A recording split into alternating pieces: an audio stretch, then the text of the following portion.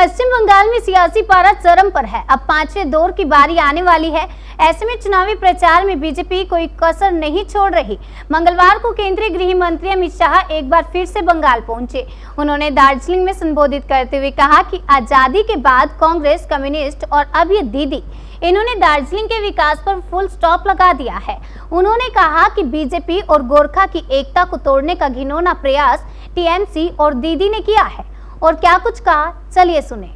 बनी मद्रास के बाद दार्जिलिंग पहली म्युनिसिपैलिटी बनी और चाय बागान के रूप में पूरे बंगाल में सबसे पहला इंडस्ट्रियल एक्टिविटी भी मेरे दार्जिलिंग के अंदर शुरू हुआ है।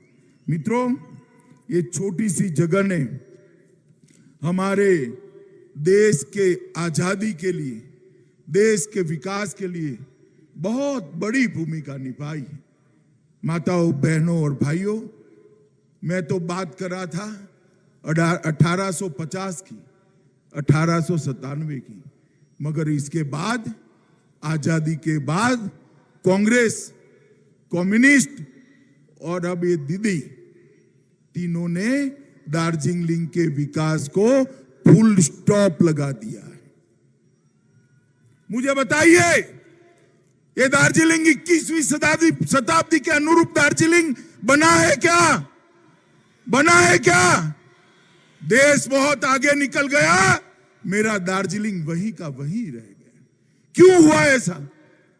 क्योंकि सबने दार्जिलिंग को सिर्फ आराम करने की जगह के रूप में ट्रीट किया, किसी ने दार्जिलिंग का विकास नहीं किया। मैं आज आपको कहने आया हूं, भारतीय जनता पार्टी और इसके सहयोगी दल के सारे नेता यहां बैठे हैं। एक बार आप मोदी जी को मैंडेट दे दीजिए, 5 साल में दार्जिलिंग की सभी समस्याओं का समाधान नरेंद्र मोदी जी निकाल कर देंगे।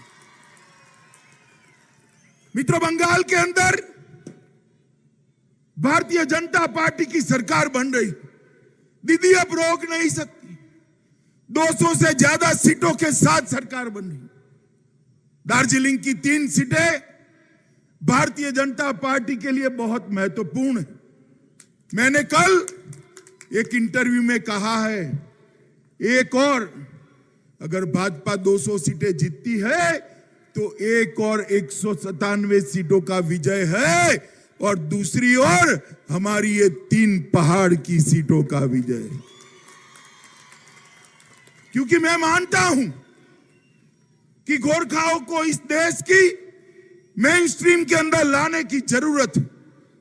गोरखाओं का भव्य इतिहास रहा। देश में जब जब भी देशभक्ति से हरी भरी, देशभक्ति से ओतप्रोत जातियों का नाम लिया जाता है, मेरा गोरखा भाइयों का नाम सबसे पहले गौरव से लिया जाता है। देश के लिए बलिदान करने वालों का नाम बनता है, सूची बनती है। देश के लिए जान देने वालों की सूची बनती है। देश के लिए वफादारी के साथ जीने वालों की सूची बनती है। भारत माता की रक्षा के लिए अपना सर कटवाने वालों की सूची बनती है, तो वो सूची में प्रथम पंक्ति में मेरा गोरखा जवान होता है। मित्रों, गोरखा जवान। और ये गोरखा जाति के साथ, ये पहाड़ के साथ, देश भर में बसे गोरखाओं के साथ ये कांग्रेस, कम्युनिस्ट और टीएमसी की तिकड़ी ने सालों तक अन्याय किया। 86 और 88 में कम्युनिस्टों ने पहाड़ पर आग लगा दी, 1200 से ज्यादा गोरखाओं की छातियों में गोलियां मार दी। आज भी हम नहीं भूले। और उसके बाद मां, माटी और मानुस की बात करने वाली दीदी आई। दीदी ने भी कोई कम जुल्म नहीं ढाए, अनेक लोगों को निर्मम हत्या करा दी और हजारों पर मुकदमे दायर कर दिए। मित्रों, उसने मुकदमे राजनीतिक रूप से कुछ लोगों के सिलेक्टिवली वापस लिए। मैं कहकर जाता हूं कि भारतीय जनता पार्टी की सरकार बनने के बाद आंदोलन के जितने भी मुकदमे किसी भी गोरखा भाई पर है, सबके सब एक सप्ताह के अंदर हम वापिस लेने का काम ये भारतीय जनता पार्टी की सरकार करती। मित्रों, गोरखा भाइयों को विस्थापित का जीवन जीना पड़ा, दर दर भागना पड़ा, छिपना पड़ा। आपका ये राजनीतिक वनवास लंबा चलने वाला नहीं है। 2 मई को दार्जिलिंग में दिवाली होने वाली है। 2 मई को ये पहाड़ पर आग नहीं लगेगी। 2 मई को ये पहाड़ पर दिए जलकर उत्सव मनाया जाएगा, उत्सव मनाया जाएगा।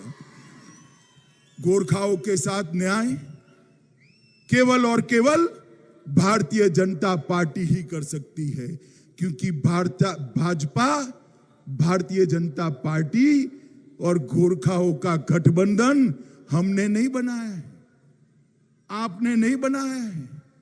भाजपा और गोरखाओं का गठबंधन ईश्वर ने बनाकर जमीन पर उतारा है। ये पवित्र गठबंधन है। ये गठबंधन को ताकत देने के लिए आज मैं यहां आया हूं। मेरे गोरखा भाइयों, बहनों, माताओं, युवाओं को अपील करने आया हूं कि आइए, देश भर के गोरखाओं को देश की मेन स्ट्रीम के साथ जोड़ने का एक मौका देश के प्रधानमंत्री नरेंद्र मोदी जी को दीजिए।